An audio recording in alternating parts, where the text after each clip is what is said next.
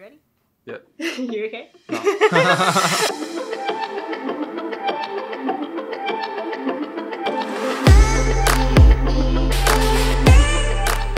Hello my loves, welcome back to Zeke's Lunchbox. Today we're in a little bit of a different space. I'm in Sydney at the moment for a little talk that I'm giving. Today I've got my tarot card partner, the mystery partner. We are going to talk about tarot today. I asked you guys what you wanted to know about the tarot card project. I asked you guys on Instagram. Yeah, you guys have a lot of good questions for us and I really hope we can answer them all and kind of catch you up on exactly what's happening with the tarot card project, talk about some kinks that we've run into. So the first question is by Booty Picasso. Great name. Where did the idea come from and what part does your partner play in the project? When we started the project, I was working in marketing. And on the side, I was doing some smaller marketing projects for like charities and things like that. So we did something for Food Bank, my copywriter friend and I, and we were kind of thinking like, what would be a cool project to do that isn't necessarily like a charity project, but is still really fun and interesting and outside of like what we do at the agency. I've always kind of thought tarot's pretty cool, really like the aesthetics of it. My whole family's kind of into it. And yeah, so we're not very good with the visuals and things like that. So we knew that we'd need like a partner who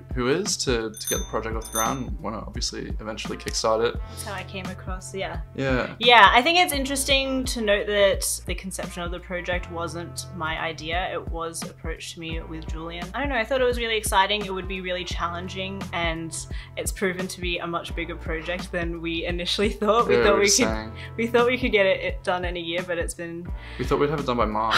Yeah. I've been doing the research on the cards just to make sure that we're sort of true to the original style of the cards and some of the sort of symbolism that's in there. I've been working a little bit on how we're going to like get it out to a broader audience. And I've written some of the copy for like, I guess the cards themselves and some of the descriptions that will be in a booklet and the final product. I've also been researching lots of manufacturing and the arts part is a huge project in of itself, but there's a whole other business side to it. So I think Julian is pretty essential to that, and I think for one person it would just be too much to handle. So yeah. I don't know, it's worked out pretty good. What struggles have you come across doing the entire project traditionally? That's from TR Neutral. I think it's just a lot slower. I don't know, it is slow but not. I am sketching a lot of the pieces digitally on the iPad Pro, so it does take a while, but I just wanted something that was a lot more quality, pretty refined and pretty true to my brand. I didn't want to compromise on that just because I feel like if we're gonna do it, I really want to give it my all. But I feel like a lot of your time is also spent on not research, but like getting the concept right before you actually pick up a paintbrush. I think that part is that part is actually the slowest part of the research, which is why because once you actually get down paint, like you smash it out. Oh yeah. Once that thing, getting the concepts right, and there's so much symbolism in tarot that I want to get it right and kind of interpret it in the most correct way that I can. Are you gonna make a booklet or app explaining the cards? Would be useful to have them. So I think that's where Julian's gonna come in. Yeah.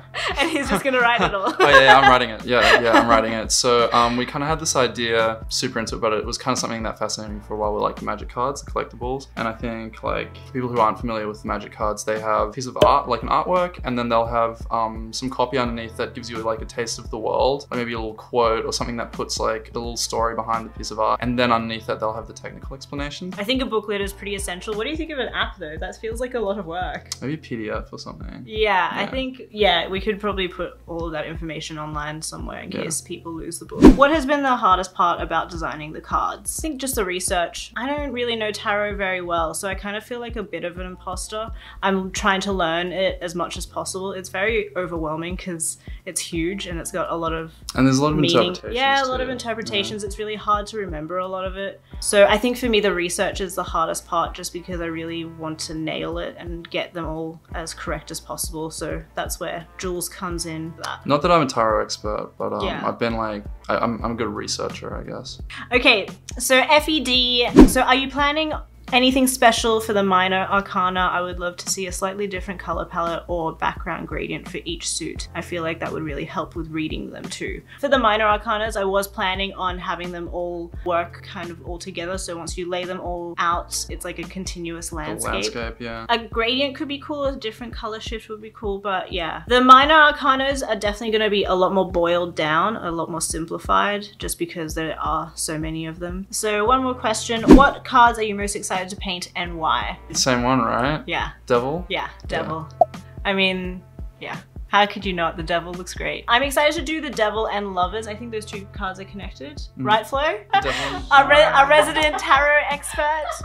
I like the Devil because I don't know why. Why do I like it? I mean, anything to do with the Devil's cool, but I also think it's an interesting one because it also speaks to like animal impulses that we have, or addiction, like things that people maybe don't necessarily think when they straight away see the devil. Like they're not like external evil forces, they're things within ourselves that if you kind of pull that card up, maybe you should think a little bit about that and like be acceptant of those impulses rather than getting really worried that you pulled the devil card. It's kind of like, yeah, just to kind of like be able to hold that in your mind and be like, okay, there's a little bit of the devil going on here.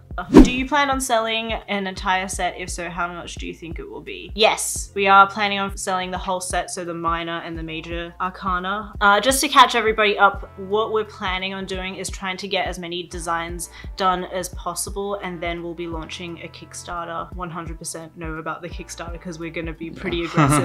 We're going to be pretty aggressive with getting the word out there. So yeah, with the cost, I think around like the $50 mark. Yeah. 50 USD. Yeah, around $50 US. It's just difficult because like you want the best quality cardstock that you can get, and I think that some people, like not everyone's going to use them for readings. Like some people want to, you know, put them on their wall or like, I don't know, put them in their bike spokes or whatever, and you want something that's like nice enough to just almost be art on its own without having to be like a utility as well. Maybe you guys can tell us like what is kind of the maximum you would pay for the whole deck, because that would really, I don't know, give us a good idea.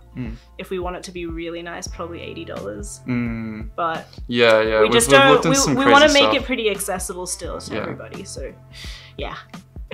Thank you guys for submitting your questions. I hope you guys are all caught up. I'm sorry we didn't get through everything. There were just a lot of questions to get through. But if you guys want to stay up to date with the tarot card stuff, the best place to stay with it is through the mailing list. So I'll pop that in the show notes below. They'll probably also be the first people to hear about the Kickstarter, and maybe we might even do like a little something for them. So definitely sign up to the email list. Yeah, it's really with the mailing list, you're gonna get specific perks about tarot cards. So yeah, definitely sign up. Okay, bye. Wizards! I forgot whose question it was, but somebody asked what is a card you're least excited to do, and I think the Wheel of Fortune. I don't know, it's just not a very flattering What about card. my idea? We're gonna do it, make it a fidget spinner instead. Oh yeah! Yeah, that'd be funny. Okay. You get it.